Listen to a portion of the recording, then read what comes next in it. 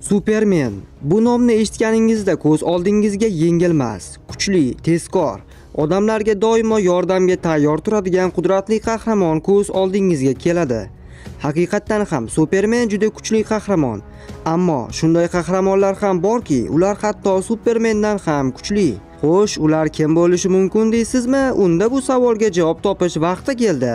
Kamina Sardor sizlar bilan yaqin 10 daqiqa ichida birga bo'laman va Supermanni yenga oladigan top, Marvel va DC filmlarida qatnashgan qahramonlar haqida tanishtiraman.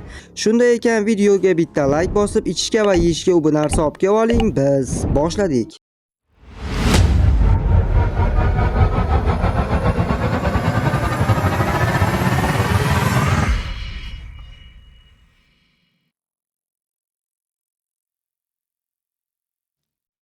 Dastlab sizlar million marta eshitgan Superman haqida qisqa ma'lumot berib o'taman. Agar shunday qilmasam, Superman xafa bo'lib qolishi mumkin. Superman Krypton sayyorasidan kelgan eng kuchli qahramon. U quyosh energiyasidan kuch oladi. Bu unga super kuch, super tezlik, lazerli ko'zlar, muzli nafas, o'q o'tmas teri, super sezgi qobiliyatlari, uchish, tez tiklanish kabi imkoniyatlarni beradi. Lekin Superman ham yengilmas emas. Uning ikkita asosiy kamchiligi bor. Bu kriptonit. Bu uni tanasini zaiflashtiradi va oddiy odamlardek qilib qo'yadi. Ikkinchisi esa bu sehr. Bu Supermanga jiddiy ta'sir qilishi mumkin va unga qarshi Superman zaif bo'lib qoladi. Demak, Supermanni yenga oladigan birinchi personaj bu Doomsday bo'ladi. Ha, siz uni filmda Superman bilan jangini ko'rgansiz. Superman garchi Doomsdayni o'ldirgan bo'lsa-da, o'zi ham halok bo'ladi. Chunki Superman Doomsdayni hech qanaqasiga to'xtata olmasdi va yagona chora kriptonit quroli edi. Bu qurolni yasab bergan Batmanga esa rahmat aytib qolamiz. Chunki Batman ham Supermanni yenga oladi. U buni filmda isbotlagan va Supermanni ancha zaif qilib qo'ygandi. Ammo Zack Snyder filmidagi Superman ancha kuchli ko'rinmoqda. Nima bo'lganda ham Batman Supermanning asosiy zaif tomoni kriptonit toshi ekanligini biladi.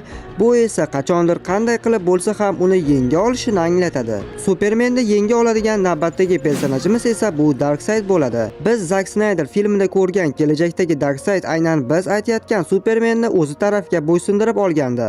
Agar bunga Batman sabab bo'lgan desangiz, ha, bu to'g'ri. Ammo Darkseid anti-hayot tenglamasini qo'lga kiritgandan keyin shundoq ham Supermanni bo'ysundirib olishi mumkin edi. Bu Darkseid Omega nurlari bilan Supermanga katta jarohat yetkaza olardi.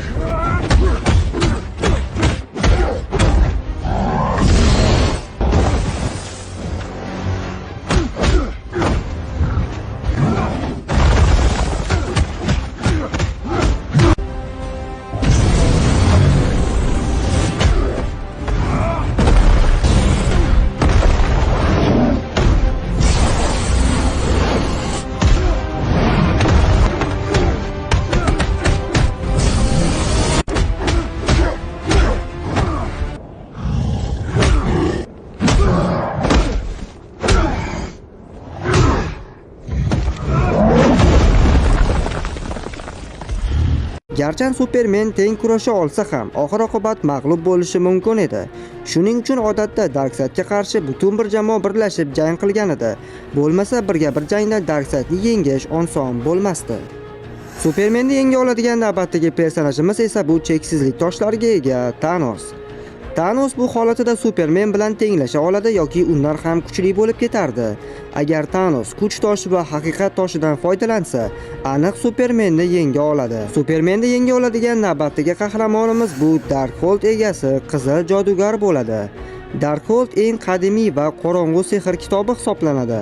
Unda yozilgan sehrlar multiversni o'zgartira oladi, haqiqatni buzadi, onglarni egallaydi.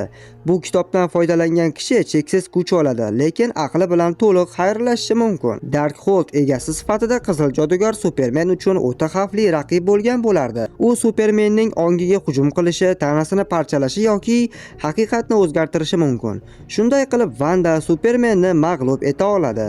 Supermanni yenga oladigan navbatdagi qahramonimiz bu Doktor Manhattan bo'ladi. Siz aytishingiz mumkin, bu qanday doktor o'zi? Tish doktorimi yoki asbob doktorimi? Yo'q, bu qo'riqchi olamidagi eng kuchli mavjudot bo'lgan Doktor Manhattan. U ilm-fan orqali kvant darajadagi mavjudotga aylangan. U vaqt, makon, materiya va energiya ustidan to'liq nazorat o'rnatgan. U Superman tanasini molekulyar darajada yo'q qila oladi. O'zini abadiy tiklay oladi. Demak, uni o'ldirish deyarli imkonsiz bo'ladi. Superman qanchalik harakat qilmasin, Dr. Manhattanga qarshi hech narsa qila olmaydi. Afsuski, bu jangda Dr. Manhattan juda osonlik bilan g'alaba qozonadi. Supermanni yenga oladigan navbatdagi personajimiz bu Dormammu bo'ladi.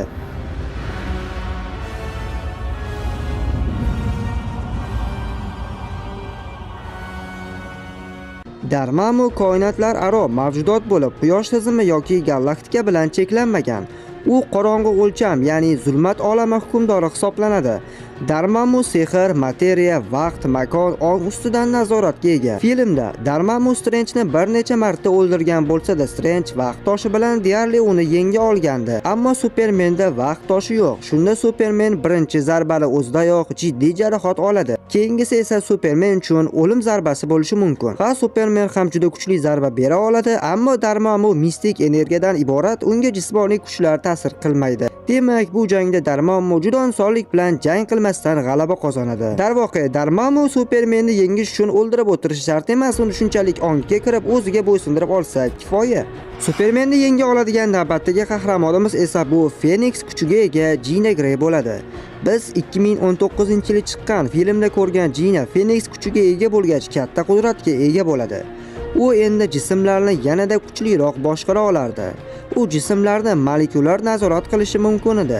Jean Greyning kuchlari koinot miqyosidagi ulkan darajaga yetganligi sababli u Supermanni ko'plab jihatlarda mag'lub etishi mumkin. Phoenix kuchi Supermanning ongini egallashi yoki uning molekulasini to'liq o'zgartirishi mumkin. Jean Grey telekinetik kuchlar orqali Supermanning harakatlarini nazorat qilishi yoki ongini to'liq yo'q qilishga qodir bo'ladi. Phoenix Force'ning tasarrufida super kuchli fizik kuchlar va materiyani o'zgartirish qobiliyati mavjud. Bu Supermanning o'ta chidamliga qarshi haqiqiy tahdid yaratadi. Natijada Superman harakat qilib ko'rgan bo'lsa-da, jangda mag'lub bo'ladi. Bundan tashqari Celestial Arishem, Kanglar ittifoqi va vaqtlar hukmdori Loki ham Supermanni yenga oladi.